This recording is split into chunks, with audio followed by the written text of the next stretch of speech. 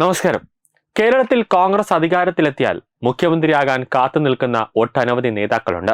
എന്നാൽ ഹൈക്കമാൻഡിന് താൽപര്യം കെ.സി. വേണുഗോപാലിനെ മുഖ്യമന്ത്രിയാക്കുക എന്നതാണ്. ഈ സംശയം കേരളത്തിലെ കോൺഗ്രസ് നേതാക്കളിൽ സജീവമാകുന്നതാണ് ഇന്ന് നടന്ന ദില്ലിയിലെ ചർച്ചകൾ. മുഖ്യമന്ത്രിയായി ആരെയും ഉയർത്തിക്കാട്ടില്ല എന്ന് ഹൈക്കമാൻഡ് ഇതിനോടകം തന്നെ വ്യക്തമാക്കിയിട്ടുണ്ട്.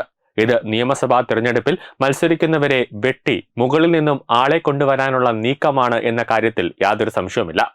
സാധാരണ കേരളത്തിൽ ഇലക്ഷൻ നടക്കുമ്പോൾ UDF ഒരു മുഖ്യമന്ത്രി സ്ഥാനാർത്ഥിയെ പ്രഖ്യാപിക്കും. പക്ഷേ ഇനി വരുന്ന നിയമസഭാ തെരഞ്ഞെടുപ്പിൽ അങ്ങനെയൊന്നും ഉണ്ടാകില്ല എന്നതാണ് വസ്തുത. വി.ഡി. സതീശൻ മുഖ്യമന്ത്രിയാകാനായിട്ട് കാത്തു നിൽക്കുന്നുണ്ട്. കൂടാതെ രമേശ് ചെന്നിത്തലയടക്കം മുഖ്യമന്ത്രിയാകാൻ കാത്തു നിൽക്കുന്നുണ്ട്. ശശി തരൂരിനും മുഖ്യമന്ത്രിയായി കൊള്ളാം എന്നൊരു മോഹമുണ്ട്. കൂടാതെ കേരളത്തിലെ തന്നെ കോൺഗ്രസ് നേതാക്കളിൽ പലർക്കും മുഖ്യമന്ത്രി കസേര, ആഭ്യന്തരമന്ത്രിയുടെ കസേരയൊക്കെ നോട്ടമിട്ട് നിൽക്കുന്നുണ്ട്. കെ.സിയെ തന്നെ കസേര ഏൽപ്പിക്കാനാണ് ഹൈക്കമാൻഡിൽ നിന്നും താല്പര്യം ഇപ്പോൾ ഉണ്ടായിരിക്കുന്നത്.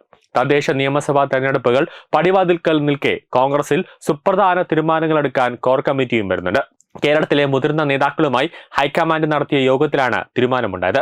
ഹൈക്കമാൻഡിന്റെ അടിയന്തര യോഗത്തിലേക്ക് ക്ഷണം കിട്ടിയവരെല്ലാം കോർ കമ്മിറ്റിയുടെ ഭാഗമാകും. KPCCയിൽ ജംബോ കമ്മിറ്റിക്ക് നയരൂപീകരണ തീരുമാനമെടുക്കാൻ കഴിയില്ല. അതിനിടെ കേരളത്തിൽ ഗ്രൂപ്പിന് അധീനനായി വളരാൻ കെ.സിയും ഇനി ശ്രമിച്ചേക്കും. പാർട്ടിയിലെ ഗ്രൂപ്പിസം കുറയ്ക്കാനാണ് കോർ കമ്മിറ്റി എന്ന ആശയം കൊണ്ടുവന്ന ഒരു പ്രധാന കാര്യം. പ്രസിഡന്റിനും 3 വർക്കിംഗ് പ്രസിഡന്റുമാർക്കും പുറമെ ഈയിടെ നടത്തിയ പുനഃസംഘടനയിൽ 13 വൈസ് പ്രസിഡന്റുമാരെയും 59 ജനറൽ സെക്രട്ടറിമാരെയും നിയമിച്ചിരുന്നു. രാഷ്ട്രീയകാര്യ സമിതി അംഗങ്ങളുടെ എണ്ണം 39ആയി കൂട്ടുകയും ചെയ്തു. തെരഞ്ഞെടുപ്പ് ഘട്ടത്തിൽ തീരുമാനമെടുക്കാൻ KPCCയോ രാഷ്ട്രീയകാര്യ സമിതിയോ വിളിക്കുക അത് വലിയ രീതിയിൽ പ്രായോഗികമല്ല എന്ന വിലയിരുത്തലാണ് കോർ കമ്മിറ്റിയെ ഏകോപന ചുമതല ഏൽപ്പിക്കുന്നത്.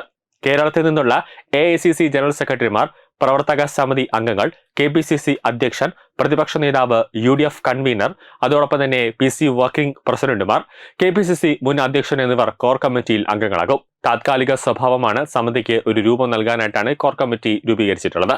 എന്നാൽ അടുത്ത നിയമസഭാ തെരഞ്ഞെടുപ്പ് വരെ ഈ സമിതി ഉണ്ടാകും. പക്ഷേ ഉണ്ടാകുമോ എന്ന കാര്യത്തിൽ ജനങ്ങൾക്ക് പോലും ഒരു സംശയമാണ്. കാരണം എപ്പോഴും വേണമെങ്കിലും ഒരു അടി കോൺഗ്രസിനുള്ളിൽ പൊട്ടി പുറപ്പെടാമെന്നത് യാഥാർത്ഥ്യമാണ്.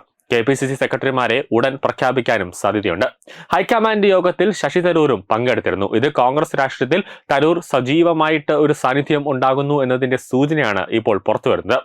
പാർട്ടി ജയിക്കും മുമ്പേ മുഖ്യമന്ത്രിയാകാൻ ചിലർ മത്സരിക്കുന്നുവെന്ന് കോൺഗ്രസ് ഹൈക്കമാൻഡിന് മുന്നിൽ പരാതി ഉയർന്നിരുന്നു. കൂടാതെ നേതാക്കളുടെ തമ്മിലടിയും അതോടൊപ്പം തന്നെ ഐക്യമില്ലാതെ പോകുന്ന രീതികളും മുതിർന്ന നേതാക്കൾ എടുത്തു പറഞ്ഞിട്ടുണ്ടായിരുന്നു. എന്നാലും ഒരു വ്യക്തമായ ഒരു സമവായത്തിലെത്താൻ കോൺഗ്രസിന് സാധിച്ചില്ല. അങ്ങനെ ചർച്ചകൾ അവസാനിച്ചു.